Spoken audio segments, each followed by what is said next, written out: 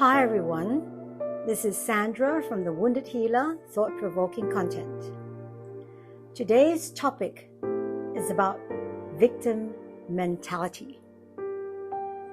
Now, have you ever heard yourself saying, "Oh, I'm not to blame. I've just been very unlucky.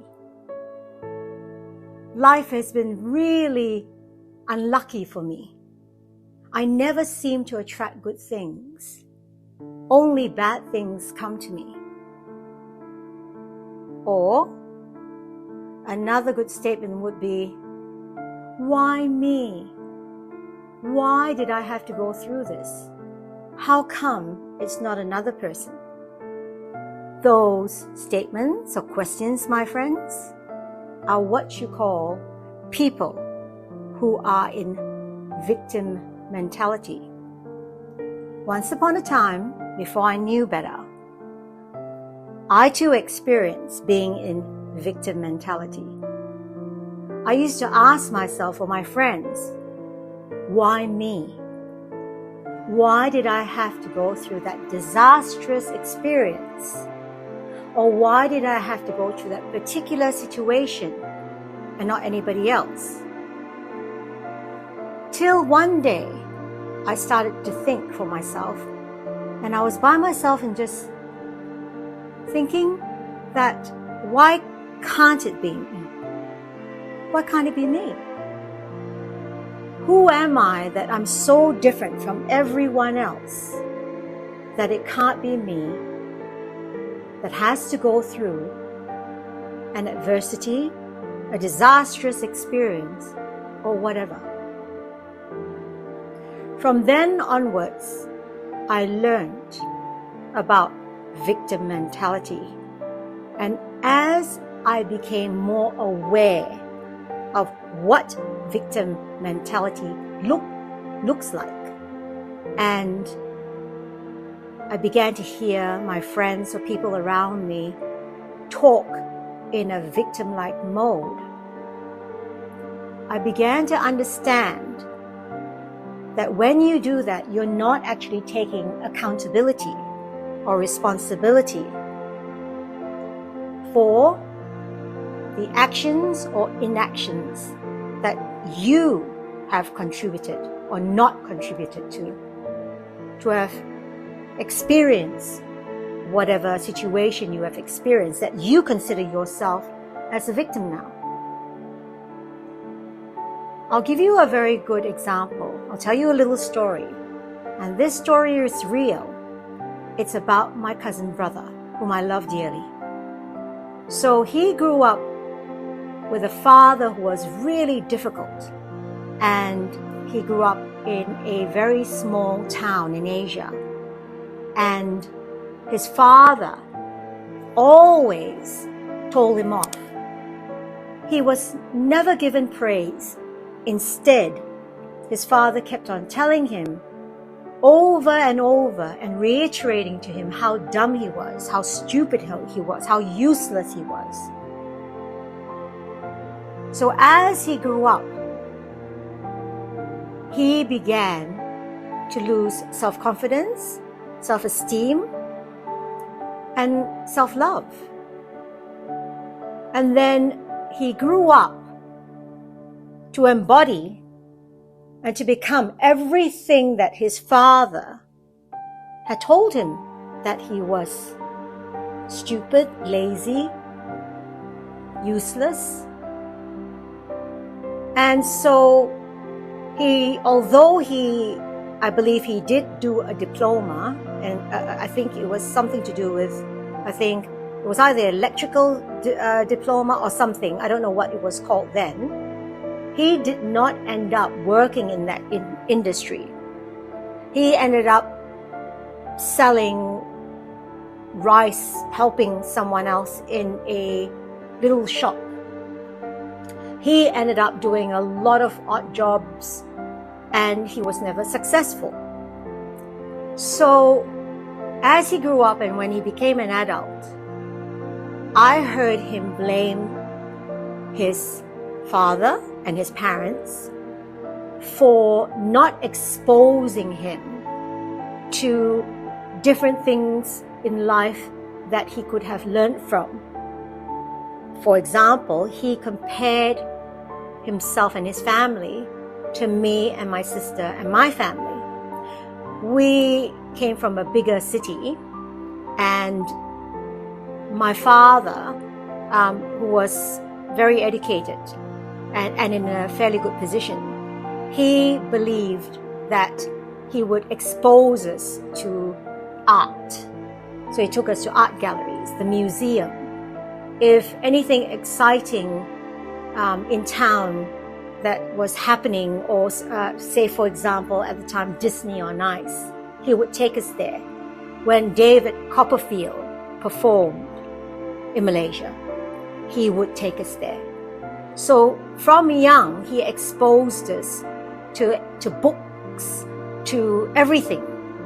He wanted us to be a little bit worldly, I guess.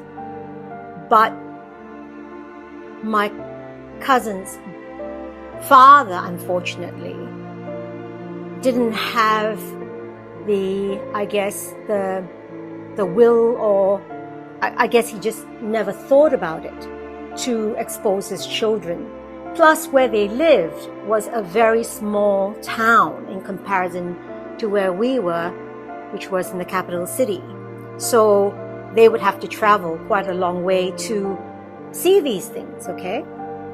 So my cousin, till the day his father died, blamed his father for his failures in life, to the extent that he actually tried to change, he changed his name. Now, I didn't know all this because I was living in Australia, and when I found out his new name, I knew straight away that he wanted to change his whole identity. He didn't want to be known anymore as the previous person that he was. He wanted to create a new self. I realized that. But all my other family members just thought it was crazy that he wanted to be called by a new name. Anyway, we're talking about victim mentality here. So when my sister told me all about this, she and I spoke, and I told her that we are all conditioned from young by our families. Our parents taught us what they knew best at the time they were parents, because they couldn't teach us anything that they didn't know or were not conditioned themselves. So obviously, whatever they knew, they tried their best in whatever way they thought it was best at the time to teach us and condition us. Now, what we've got to understand is that we're all human, and we can blame our parents all we want for the person that we turned out to be or not to be or whatever. But I have learned through my own adversity and self-development, and actually going through the shadows of my inner self, that at the end of the day, when you grow up and become an adult, you need to take accountability and you need to take responsibility. If you don't like what you see, if you don't like what you feel, and you feel that you need change, you can't keep on blaming your mom and dad. You now have a brain and choices of your own. You're now no longer a child. You're an adult who can make different choices. So now it's up to you whether you want to do whatever it is. You want to take a new course. You want to move to a different country if you can. You want to learn a new skill. But the thing is, if you stay stuck in this victim mentality, you're not going to take accountability. And therefore, for the rest of your life, you'll be stuck in this mode which will not help you grow at all. So what I'd like you to do is to think inside your head and reflect and analyze. Are you or were you in victim mentality? And if so, how can you get yourself out of it? There are choices. It is now your turn to decide what to do or what not to do. And you don't have to listen to that old conditioning anymore. I know that the voices are strong, but you and only you can decide to stop listening to these voices and become your own person. Take responsibility and grow and become who you always wanted to become. So take the place of your parent. That's what I'm talking about. Self-development, self-growth is through adversity and through anything painful that we've learned as children growing up. And the only time self-development, true self-development happens is when you realize and then take the appropriate steps towards change.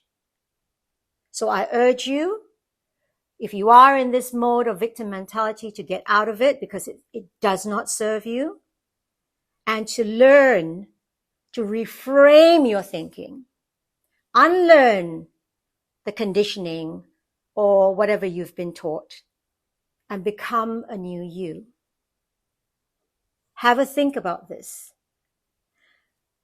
I would love to hear your comments, your feedback, anything you'd like to say, because I'm very interested. And I'd like to thank you for your time as well, for being with me. And most of all, if this message today, this particular topic, resonates with you, please press the like button or share the message and subscribe. Thank you very, very much for your time. God bless till we meet again. Bye for now.